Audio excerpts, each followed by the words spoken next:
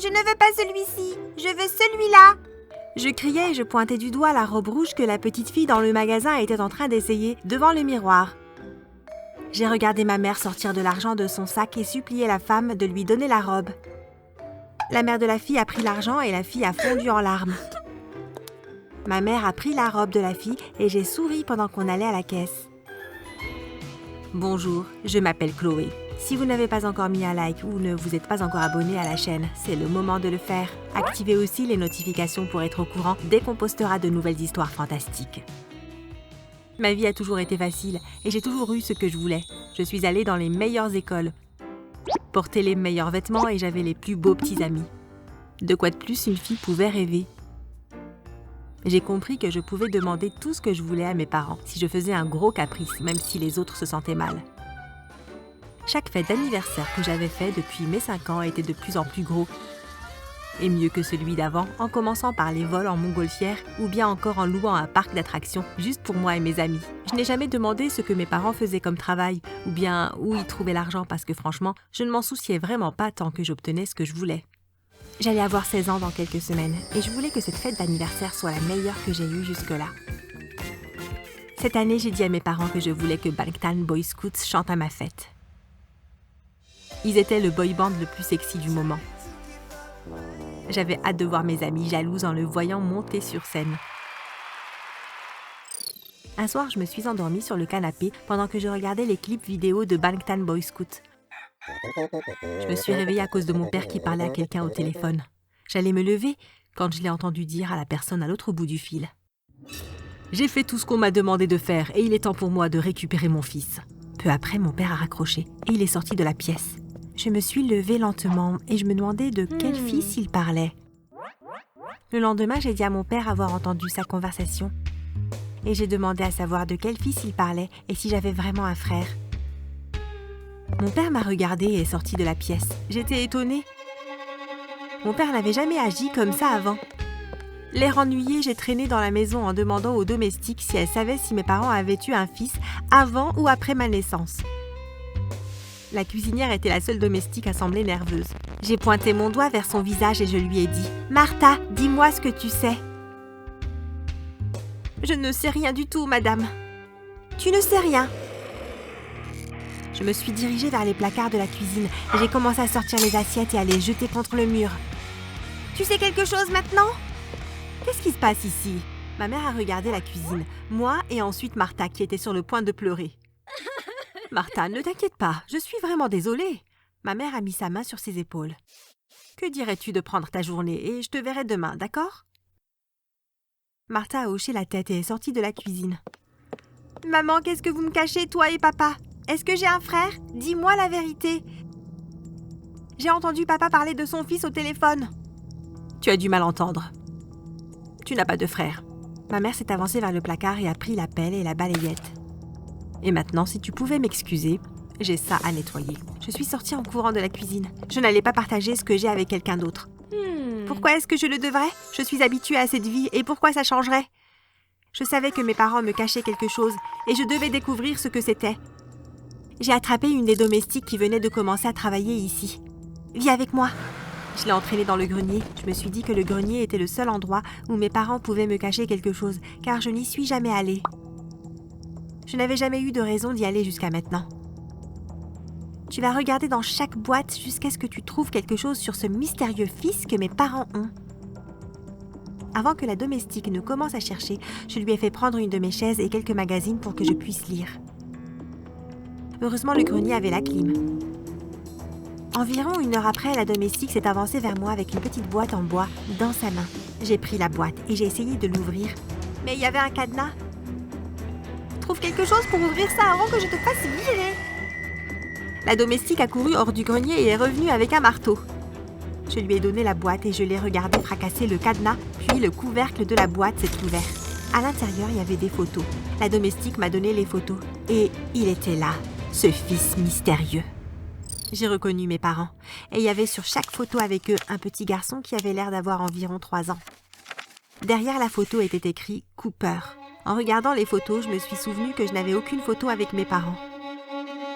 Mes parents ne m'ont jamais pris dans leurs bras ou même souri de la même manière qu'avec lui. Je suis descendue pour confronter mes parents une fois pour toutes et cette fois, j'avais la preuve. Ils ne pouvaient plus mentir. Je les ai trouvés assis dans le salon en train de regarder la télé. Je leur ai jeté les photos. « Qui c'est ? Qui est ce garçon avec vous sur la photo ?» La panique a envahi ma mère. Mais les yeux de mon père étaient toujours captivés sur la télé. J'ai jeté la boîte en bois vers la télé qui a fissuré l'écran. « Je demande une explication !» Alors que ma mère allait ouvrir la bouche pour parler, mon père a dit « Tu sauras tout pendant la fête de tes 16 ans. » Peu importe à quel point je criais ou me mettais en colère, mes parents refusaient de me dire ce que je voulais savoir. Et finalement, ils m'ont laissée seule dans le salon. Le jour de mes 16 ans, ma mère m'a dit la bonne nouvelle que Bangtan Boy Scout allait venir à ma fête. J'ai envoyé des messages à toutes mes amies pour leur dire. Elles étaient jalouses et j'ai profité de chaque instant. J'ai reçu au moins 50 cadeaux et puis le reste de la journée, je suis allée chez le coiffeur, au spa et me faire les ongles pour la soirée. Tout devait être parfait. Quand je suis arrivée à la fête, ça avait déjà commencé. J'ai invité toute mon école. Le DJ jouait les meilleures chansons. J'avais un magnifique gâteau d'anniversaire sur 3 niveaux et la plus belle robe bleue qui existait. Pendant ma fête, alors que je faisais le tour avec mes amis, ma mère m'a envoyé un message pour me dire que Bangtan Boy Scout était arrivé et elle voulait que je les rencontre. J'ai crié d'excitation en montrant le message à mes amis. Je leur ai dit que j'allais revenir dans quelques minutes. Je suis allée devant le bâtiment. Mais quand je suis arrivée, personne n'était là. Soudain, j'ai entendu des pneus crisser et avant que je m'en aperçoive, j'ai été poussée dans une voiture. J'étais assise sur la banquette arrière entre 2 hommes. « Où m'emmenez-vous » J'ai crié alors que la voiture accélérait. Les 3 hommes dans la voiture sont restés silencieux et m'ont ignorée. Assise sur la banquette arrière, je boudais avec les bras croisés. Environ 30 minutes après, on a passé l'entrée qui menait à un manoir.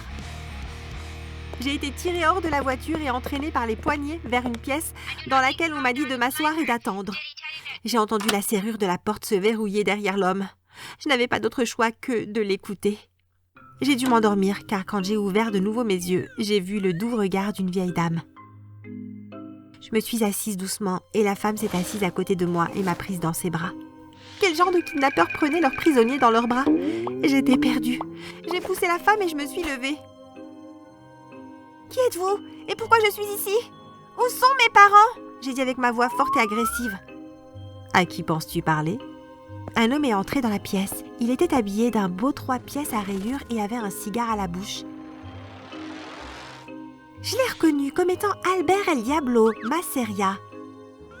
Il était à la tête du plus grand gang de leur ville. La police n'a jamais pu l'attraper. Ou ils en avaient trop peur. Où sont mes parents ? On est juste en face de toi. Maintenant, assieds-toi. On a beaucoup de choses à se dire. Je me suis assise à contre-cœur à côté de la femme. Quand tu étais plus jeune, les choses étaient devenues difficiles. En tant qu'homme, il est de ma responsabilité de prendre soin de ma famille et de la protéger. On est une entreprise familiale et l'entreprise ne peut pas continuer si mon premier enfant n'est pas là. J'espérais un fils. Tu es arrivé à la place. Il s'est servi un verre. J'avais un bookmaker qui me devait de l'argent. Je lui ai dit que si on échangeait nos enfants et qu'il protégeait ma fille jusqu'à ses 16 ans, alors j'annulerais ses dettes. L'affaire a donc été conclue. Si quelqu'un s'en prenait à moi en essayant de faire du mal au garçon, ça ne m'aurait pas atteint, car ce n'est pas mon enfant. Je me suis souvenue de la conversation de mon père. Cet homme avait son fils. Qu'est-ce que vous dites ? Je pense que vous vous trompez de personne. Je me suis levée et me suis dirigée vers la porte. Je devais sortir de là. J'ai ouvert la porte et devant moi se trouvaient 2 hommes. Tu pensais que c'était si simple de partir ? Ou est-ce que tu penses que tes autres parents ont eu tout cet argent pour s'occuper de toi ? C'est la vérité.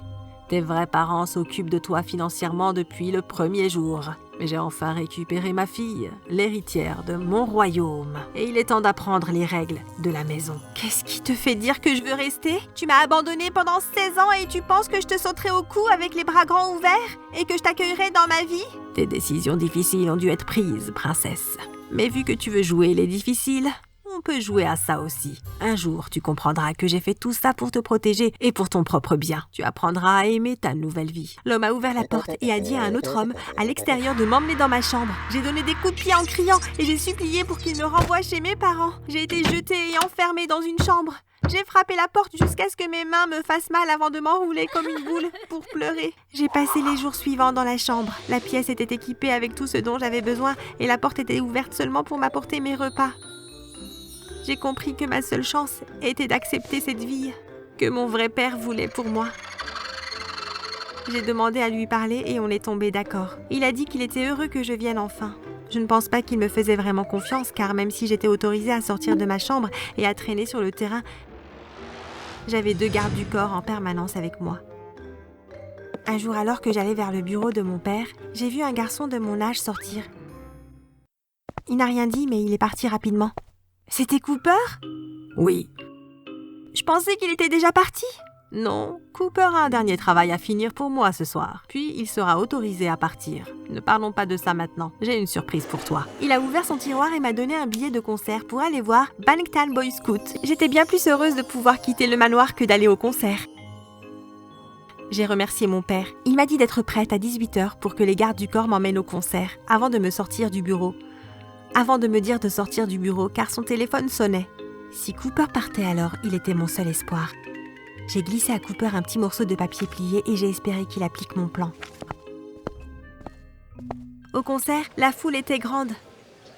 J'ai dit à Cooper exactement là où j'allais être. Je lui ai dit de créer une diversion et peut-être que dans la foule, je pourrais m'enfuir. Je me suis tenue debout nerveusement en attendant que quelque chose se passe. Puis c'est arrivé. J'ai entendu 3 grosses explosions. Rapidement suivies par les cris de la foule qui était en train de se mettre à couvert. J'ai été presque piétinée quand une main m'a attrapée. J'ai levé les yeux et c'était Cooper. Il a grippé fortement ma main et on s'est frayé un passage à travers la foule. Il a ouvert la porte arrière de la voiture et m'a dit d'entrer et de me coucher. Il a fermé la porte et a rapidement sauté sur le siège du conducteur avant d'accélérer. Mon cœur battait tellement fort que je pensais que j'allais me briser mes côtes. Une fois le bruit disparu et que la voie semblait libre. Cooper m'a dit de m'asseoir. Je l'ai remercié pour tout ce qu'il avait fait pour moi. Il a dit avoir passé 13 ans dans cette prison et ne voulait que personne d'autre ne voie les choses qu'il a vues. On a roulé jusqu'à une jetée et on a abandonné la voiture. Il m'a emmenée vers un bateau où ses parents attendaient. « Qu'est-ce qu'elle fait là ?» a dit ma mère. « Écoute, je n'ai pas le temps de t'expliquer. Partons. » Mes parents avaient leur propre île privée.